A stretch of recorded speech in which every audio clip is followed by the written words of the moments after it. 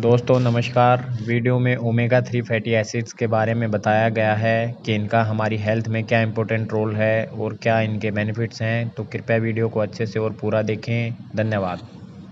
Omega 3 को अपने खाने में शामिल करने से पहले इसे कब, कैसे और कितनी मात्रा में इसका सेवन करना चाहिए, हमें इस बारे में जानना बेहद ज़रूरी है। दोस्तों, ओमेगा 3 पिंपल्स, जोड़ों का दर्द और दिमाग की कमजोरी को दूर करने के साथ साथ शरीर में इन्फ्लामेशन, एंजाइटी, डिप्रेशन और आंखों की अच्छी सेहत के लिए बहुत ज़रूरी होता है और यहाँ तक कि वजन को मेंटेन रखने में भी बहुत मदद करता है। लेकिन अफसोस की बात यह है कि आजकल खाने पीने की सही जानकारी ना होने की वजह से अक्सर लोगों के शरीर में ओमेगा 3 की कमी पाई जाती है, क्योंकि ज्यादातर लोगों को ये पता नहीं होता कि ओमेगा 3 होता क्या है और इसकी कमी को किस तरह से पूरा किया जा सकता है। इसलिए इस वीडियो में हम ओमेगा 3 के बारे में 6 बातें जानेंगे। नंबर 1, ओमेगा 3 होता क्या है और ये हमारे शरीर के लिए क्यों जरूरी है। नंबर 2, ओमेगा 3 की कमी को किस तरह से खाने की चीजों के जरिए पूरा किया जा सकता है। नंबर 3, और इसका कब और किस तरह से इस्तेमाल करना चाहिए। नंबर 4, वेजिटेरियन और नॉन वेजिटेरियन खाने में से किस खाने में सबसे अच्छा ओमेगा 3 पाया जाता है। नंबर 5, एक दिन में हम कम से कम और ज्यादा से ज्यादा कितना ओमेगा 3 लेना चाहिए। नंबर 6, क्या ज्यादा ओमेगा 3 लेने से कोई नुकसान भी हो सकता है। चलिए शुरू करते हैं नंबर 1 से। ओमेगा 3 होता क्या है और यह हमारे शरीर के लिए जरूरी क्यों है। दोस्तों, हम जो खाते हैं उसमें 3 तरह के मैक्रोन्यूट्रिएंट्स पाए जाते हैं, प्रोटीन, फैट और कार्बोहाइड्रेट। लेकिन इनमें भी जो फैट होता है वो भी 3 तरह का होता है, सैचुरेटेड फैट, पॉलीअनसैचुरेटेड फैट और मोनोअनसैचुरेटेड फैट। और इसमें जो पॉलीअनसैचुरेटेड फैट होता है यही शरीर में टूटने के बाद ओमेगा 3 और ओमेगा 6 में बदल जाता है। वैसे तो ओमेगा 6 और ओमेगा 3 दोनों ही हमारे शरीर और दिमाग को ठीक तरह से काम करने के लिए बहुत जरूरी होता है, लेकिन शरीर में इन दोनों की ही मात्रा बराबर होना बहुत जरूरी है। जैसे कि अगर शरीर में 1 ओमेगा 6 है तो उसके बदले 1 ओमेगा 3 भी होना चाहिए, नहीं तो 4 ओमेगा 6 के बदले कम से कम 1 ओमेगा 3 होना ही चाहिए। लेकिन समस्या ये है कि आजकल हमारा खान पान गलत होने की वजह से शरीर में ओमेगा 6 की मात्रा बहुत ज्यादा हो जाती है। लगभग 15 ओमेगा 6 के बदले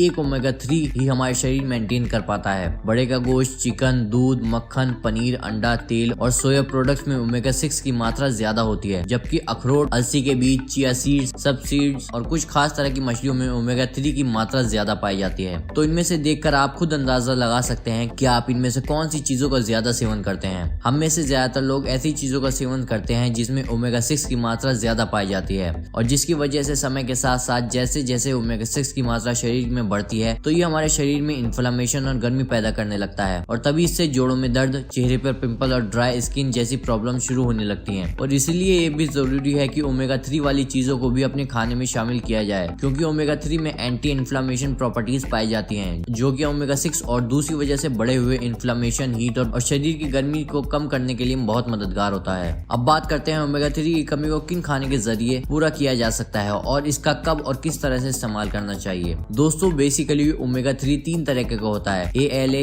EPA और DHA। ALA टाइप का ओमेगा 3 वेजिटेरियन फूड में पाया जाता है, जैसे कि अखरोट, flaxseed, chia seed, BECIL seed जैसी चीज, जबकि EPA और DHA टाइप का ओमेगा 3 नॉन वेजिटेरियन फूड में पाया जाता है, जैसे कि मैक्रेल, सैल्मन, टूना जैसी मछलियों में सबसे ज्यादा ओमेगा 3 की मात्रा होती है। लेकिन सवाल ये उठता है कि कैसे इन चीजों को अपने खाने में शामिल किया जाए। अगर आप नॉन वेजिटेरियन हैं तो आप हफ्ते में 2 से 3 बार रोस्ट या फिर ग्रिल फिश का इस्तेमाल कर सकते हैं। लेकिन जो लोग वेजिटेरियन हैं वो लोग फ्लैक्स सीड्स को रोस्ट करके पाउडर बना के 1-2 छोटा चम्मच किसी भी खाने के साथ इस्तेमाल कर सकते हैं, या फिर चिया सीड या सब्जा सीड, दोनों में से किसी एक को पानी में भिगोकर कुछ देर के लिए छोड़ दें, उसके बाद ही इसे डायरेक्ट इस्तेमाल कर सकते हैं। और अगर आप खाने की चीजों के जरिए ओमेगा 3 नहीं ले पाते तो ओमेगा 3 के सप्लीमेंट्स भी इस्तेमाल किए जा सकते हैं, जो कि फिश ऑयल के नाम से मार्केट में या फिर ऑनलाइन भी आसानी से खरीदे जा सकते हैं। हालांकि फिश ऑयल सप्लीमेंट को इस्तेमाल करने से पहले बहुत सारी बातों का ध्यान रखना बहुत जरूरी है, जैसे कि कब और कैसे और कितनी मात्रा में इसका सेवन करना चाहिए, और सबसे जरूरी कि किस कंपनी का फिश ऑयल सबसे ज्यादा और सबसे बेहतर होता है, क्योंकि फिश ऑयल बनाने वाली जितनी भी कंपनी होती है वो अपने प्रोडक्ट को वर्ल्ड बेस्ट का ही खिताब दिए बैठी है। लेकिन अगर आप चाहते हैं तो इस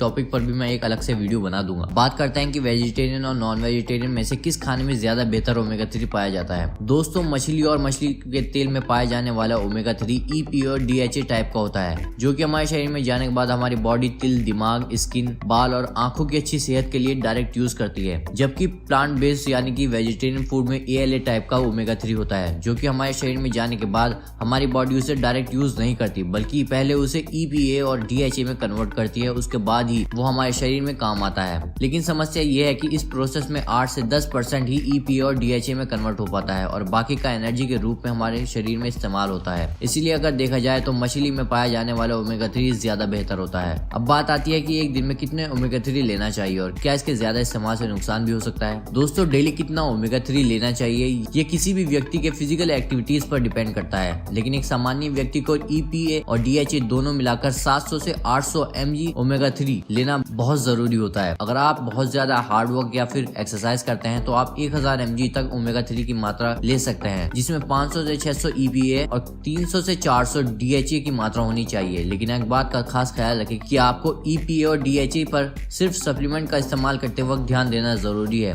अगर आप खाने की चीजों के जरिए ओमेगा 3 की कमी को पूरा करते हैं तो इसमें आपको EPA और DHA की टेंशन लेने की बिल्कुल भी जरूरत नहीं है। अब बात आती है कि क्या ओमेगा 3 ज्यादा इस्तेमाल करने से कोई नुकसान भी हो सकता है। दोस्तों, वैसे तो खाने की चीजों के जरिए लिया गया ओमेगा 3 का अक्सर हमारे शरीर में ओवरडोज नहीं होता, लेकिन जब सप्लीमेंट की बात आती है तो ज्यादा ओमेगा 3 के इस्तेमाल से नुकसान भी पहुंच सकता है। यूरोपियन फूड सेफ्टी अथॉरिटी के हिसाब से 5000 mg तक ओमेगा 3 सेफली कंज्यूम किया जा सकता है। लेकिन यहाँ मैं ये कहना चाहूंगा कि ज्यादातर लोगों को EPA और DHA मिलाकर 1000 mg से ज्यादा इस्तेमाल करने की जरूरत नहीं पड़ती। लेकिन अगर आप 1000 mg से ज्यादा ओमेगा 3 का इस्तेमाल करना चाहते हैं तो एक बार डॉक्टर से सलाह जरूर ले लें, क्योंकि शरीर में ओमेगा 3 की मात्रा ज्यादा होने की वजह से लो ब्लड प्रेशर, सांस लेने में दिक्कत और कहीं कट जाने पर, चोट आने पर खून जल्दी ना रुकने की जैसी समस्या शुरू होने लगती है। लेकिन ऐसा सिर्फ तब होता है जब कोई व्यक्ति जरूरत से ज्यादा मात्रा में ओमेगा 3 का सेवन करना चाहता है। साथ ही साथ एक बात का और खास ख्याल रखें कि जिन लोगों को पहले से ही लो ब्लड प्रेशर की प्रॉब्लम है उन्हें डॉक्टर की सलाह लेकर ही ओमेगा 3 सप्लीमेंट लेना चाहिए। सो दोस्तों, आई होप कि आपको ओमेगा 3 के बारे में जो भी डाउट्स होंगे सब क्लियर हो गए होंगे और ये किस तरह से फायदेमंद।